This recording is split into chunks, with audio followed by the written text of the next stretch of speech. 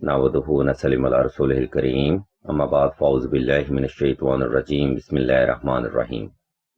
ناظرین محترم، اس ویڈیو میں ہم آپ کو یا اللہ یا سلاموں کا وظیفہ بتائیں گی اور مزید آپ کو یہ بھی بتائیں گی کہ اس مبارک وظیفہ سے آپ کون کون سے روحانی فوائد و فضائل حاصل کر سکتے ہیں۔ عزیزان گرامی، اللہ تبارک و تعالیٰ کے ہر اسم میں بے پناہ روحانیت اور انسان کی بقا کے اہم راز موجود ہیں، جن کو حاصل کر کے انسان اپنی دنیا اور آخرت میں ہر معاملے میں کامیابی حاصل کر سکتا ہے۔ ناظرین محترم، یہ روحانی پروگرام سلسلہ اسم اعظم کی طرف سے پبلش کیا جا رہا ہے۔ اس علم گفتگو سے بھرپور فیض حاصل کرنے کے لیے اس ویڈیو کو شروع سے آخر تک مکمل توجہ کے ساتھ سماعت فرمائیے گا۔ ناظرین محترم، یا اللہ یا سلاموں کا وظیفہ آپ نے 2 رکعت صلاۃ الحاجت نفل اور حسب تفیق صدقہ سے ہی شروع کرنا ہے۔ نمبر 2، یا اللہ یا سلاموں کا وظیفہ آپ نے صاف ستھرے کپڑے پہن کر اور خاص خوشبو لگا کر ہی کرنا ہے۔ یاد رکھیں، وظیفہ ایک نفلی اور مقدس عبادت ہے جس کو انسان اپنی جائز حاجت کی تکمیل کے لیے کرتا ہے، اس لیے ان تمام تر لوازمات پر عمل کرنا بھی بے حد ضروری سمجھا جاتا ہے۔ محترم سامعین، اوپر بیان کردہ ترتیب پر عمل کرتے ہوئے آپ نے کسی بھی وقت کسی بھی مقام پر تنہائی کا خاص انتظام کر لینا ہے۔ وقت اور جگہ کا انتخاب آپ نے ایسا رکھنا ہے جس میں کوئی بھی فرد آپ کو دانستہ یا غیر دانستہ طور پر ڈسٹرب نہ کر سکے۔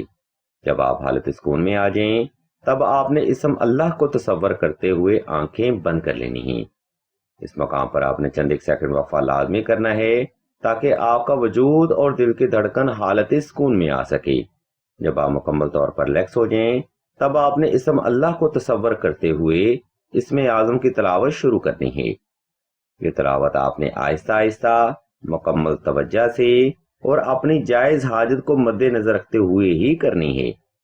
سامعین گرامی، اس تلاوت کو تمام کر کے آپ نے اللہ کی بارگاہ میں ایک لمبا سجدہ حاجت ادا کرنا ہے، جس میں آپ نے اپنی جائز حاجت کو اللہ کے حضور بڑے ادب اور عاجزی سے رکھنا ہے۔